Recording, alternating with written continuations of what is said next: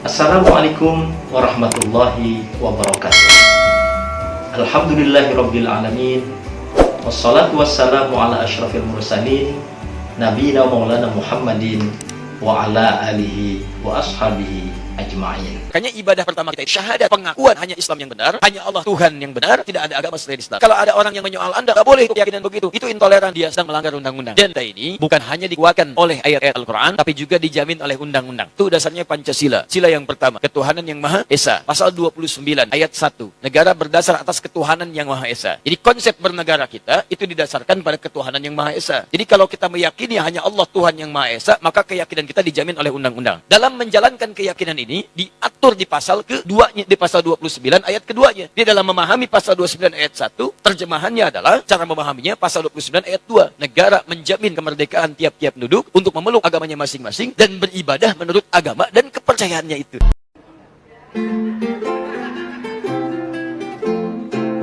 Pemilihan umum telah memanggil kita, seluruh rakyat menyambut gembira. Hak demokrasi Pancasila, nikmat Indonesia merdeka. Pilihlah wakilmu yang dapat dipercaya, mengemban amanah yang setia. Di bawah undang-undang pasal 45, kita menuju ke pemilihan umum.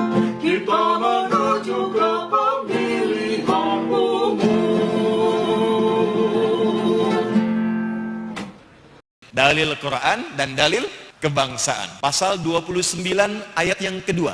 Negara menjamin kemerdekaan tiap-tiap penduduk untuk memeluk agamanya masing-masing dan beribadah menurut agama dan kepercayaannya itu. Negara kita memang bukan negara agama, tapi spirit menjalani nilai-nilai kebangsaannya itu spirit beragama. Karena itu ketika negara ini menyusun ideologi pertamanya dengan Pancasila itu, sila pertamanya apa? Ketuhanan yang Maha Esa.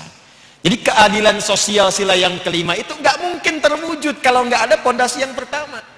Bahkan disadari betul, dari dulu kita itu ingin merdeka. Keinginan luhurnya tinggi. Tapi apa yang menyebabkan itu terwujud? Undang-undang kita mengakui atas berkat rahmat Allah yang Maha Kuasa. Dan dengan didorongkan oleh keinginan luhur. Jadi keinginan luhur itu bisa terwujud ketika ada atas berkat rahmat Allah yang Maha Kuasa. Karena itu kalau satu negara ingin makmur, satu negara ingin mendapatkan nilai-nilai berkeadilan, kesejahteraan, kemanusiaan yang beradab, ingin menyatu dalam kebaikan, maka pondasi yang harus dikuatkan itu adalah nilai-nilai keimanan dan ketakwaan. Ketuhanan yang Maha Esa. Ini yang dimaksudkan Quran surah yang ke-7 Al-A'raf di ayat yang ke-96. Walau anna ahlal qura amanu wattaqau lafatahna alaihim barakatim minas samai wal. Insan beriman itu tidak sekedar bicara. Perhatikan hadis Nabi, man kana yu'minu, iman dulu, billahi wal yaumil akhiri falyaqul khairan au. Anda merasa beriman kepada Allah dan dihisab di hari akhirat, maka buktikan keimanan itu nampak lewat lisan. Apa pembicaraannya? Katakan yang baik, yang bermanfaat, tak mampu diam.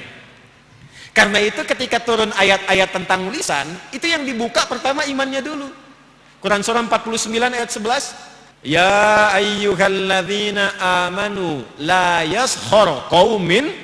Hei insan beriman, berbakti, berkontribusi, melahirkan hal yang positif untuk bangsa, itu bagian dari ibadah bagi keyakinan umat Islam. Karena di mana bumi dipijak, di situ kita punya kewajiban untuk memakmurkannya. Ingat loh, alladzina itu disebutkan 1080 kali dalam Al-Quran. Dan itu mencakup semua tanpa kecuali. Laki-laki, perempuan, besar, kecil, tua, muda, semuanya. Dan Allah panggil dengan huruf ya, disebutkan 361 kali dalam Al-Quran. Satunya huruf yang paling fleksibel dan mencakup semua fungsi lidah. Untuk manggil bisa pakai ya, mau dekat, mau menengah, mau jauh. Minta tolong bisa pakai ya. Anda kalau sekarang haji atau umrah, punya kesulitan, Anda bilang, ya, nengok semua itu. Seakan-akan Allah ingin mengatakan begini, hei semua yang merasa beriman, aku tegaskan pada kalian, aku ingatkan, tanpa kecuali, dimanapun kalian, level apapun iman kalian, level kuat dekat denganku, level standar menengah, levelnya lemah jauh dariku. Sepanjang kalian beriman, jangan pernah gunakan lisannya untuk yang tidak bermanfaat, jangan mencela. Saya tanya sekarang ada enggak orang yang mengatakan beriman tapi senang mencela? Ada? Di media sosial ada kegiatan saling mencela? Di media sosial ada yang sekarang bikin hoax? Sedangkan ayat larangan hoax itu dibuka dengan iman. La yaghtab ba'dukum ba'da, la yaghtab ba'dukum ba'da, itu jangan bikin hoax. Dan sekarang kita temukan itu. Nah, ternyata hoax yang banyak diproduksi, bahkan diternak sekarang ini, ya, kegiatan-kegiatan yang tidak produktif, saling mencela, saling menjatuhkan, saling memberikan gelar, ya, saling menjelek-jelekan, konten-konten yang tidak bermanfaat, itu ternyata cukup dientaskan dengan satu kata saja, iman. Sekarang kita tinggal buktikan, ini yang mayoritas muslim di Indonesia ini betul-betul beriman atau tidak? Di sebelum kita berbicara sesuatu yang besar, kata Allah, kita kan agennya perbaiki dulu diri kita dari ujung kepala sampai dengan ke ujung kakinya. Setelah semua itu baik, maka tatanan-tatanan berikutnya akan mudah untuk dilakukan. Yang manis namanya Mas Anies, yang tegar namanya Mas Ganjar, legowo pasti Pak Prabowo. Jangan lupa bangga sama Erlangga. Itulah kandidat capres kita, hasil survei A, B, C, D, E, F, G. Semua belum tentu bisa berlaga. Kita tunggu Jokowi dukung siapa? Ayo semuanya. Yang manis namanya Mas Anies, yang tegar namanya Mas Ganjar, legowo pasti Pak Prabowo. Jangan lupa bangga sama Erlangga. Al-Jamaah itu tempat bersepakatnya para pemimpin umat. Makanya kata Ibnu Taimiyah, Syekhul Islam Ibnu Taimiyah dalam majmu' fatwanya, al-jama'atu hiyal ijtima'. Jamaah itu adalah tempat berkumpul, ijtima', bersepakatnya para pemimpin umat dalam rangka bersepakat dalam urusan mereka. Dan satu-satunya nih, nggak ada duanya, institusi yang paling sah, legal, legitimate sebagai tempat berkumpul para pemimpin umat hanya negara. Makanya saya ingin tegaskan, DII bukan Al-Jamaah, bukan. NU bukan Al-Jamaah, itu ormas, firqah. Muhammadiyah bukan Al-Jamaah, termasuk MUI bukan Al-Jamaah, itu firqah, itu ormas.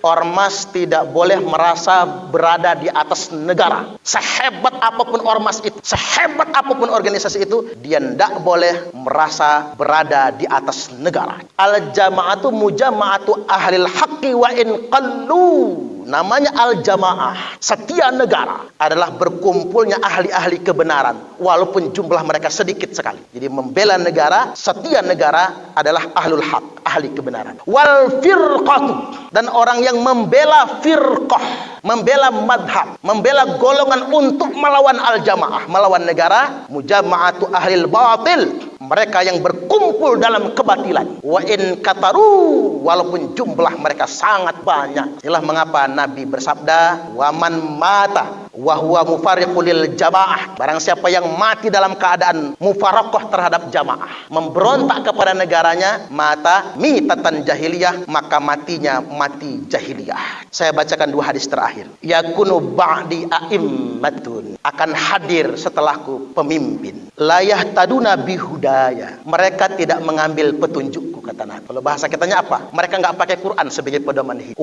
Wala yastannuna bisunnati, dan dia tidak menggunakan sunnahku sebagai tuntunan. Wa sayaqumu fihim rijalun, dan akan ada, karena pakai sin litanfis ini ya Pak, berarti zamannya enggak jauh. Maka apa saya tadi menisbatkan kepada Yazid bin Muawiyah ini. Dan akan berdiri di tengah-tengah mereka laki-laki, qulubuhum qulubus syayatin, hati mereka adalah hatinya setan. fi jusmani insin, tapi terkurung dalam jasad manusia. Saya ingin menegaskan orang ini adalah Yazid. Karena memang tidak mau pakai Quran sebagai pedoman. Quran simbol iya Pak. Simbol kerajaan Bani Umayyah itu Quran. Tetapi dianya sendiri nggak pernah mau pakai Quran. Dianya nggak pernah mau pakai sunnah. Terbuktinya dia menghina ahlul bait Nabi. Qultu, maka ditanyakan kepada Nabi. Aku bertanya, kaifa asna'u ya Rasulullah in adraktu dzalik. Apa yang engkau pesankan kepada kami? Apa yang engkau perintahkan kepada kami ya Rasulullah? Kepada saya, in adraktu dzalik. Kalau aku ketemu pemimpin kayak gitu, pemimpin yang nggak mau pakai petunjuk Allah, tidak mau pakai sunnahmu, dia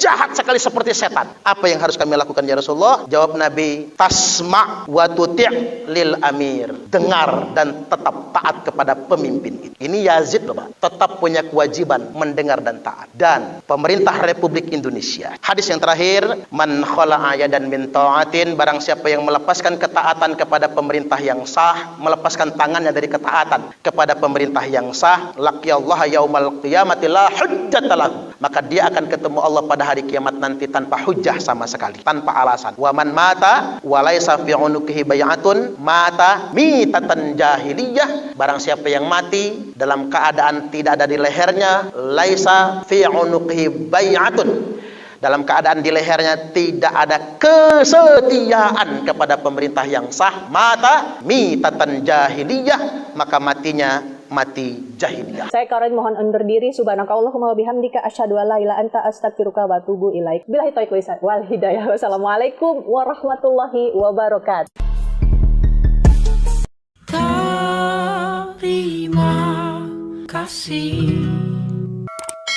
Terima kasih. Wassalamualaikum warahmatullahi wabarakatuh.